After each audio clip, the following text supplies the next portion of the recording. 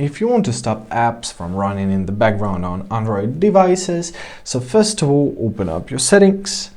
After that, we are to scroll down to our apps section, right here.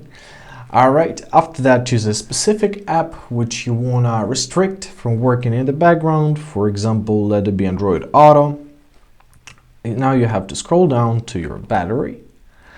And here you'll see three options: optimized, unrestricted, and restricted. So to restrict it from working out of the background, simply press restricted option, and basically that's it. That prevents the apps from refreshing or running in the background.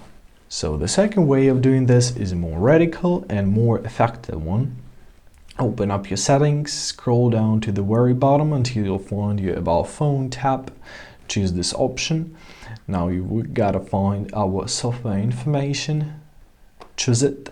Now we have to tap on our build number 7 times to activate our developer options. 1, 2, 3, 4, 5, 6, 7. Great, now we'll be prompted to enter our PIN. Do so.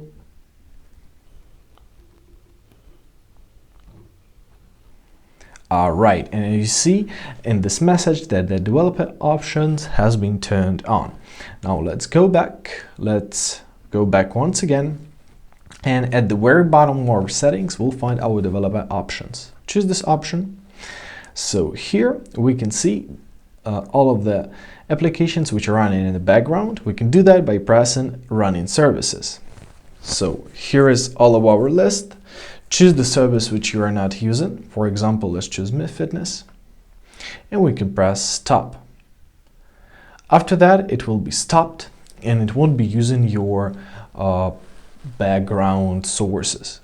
The second option what we would need is our background process limit. So scroll down to your apps section.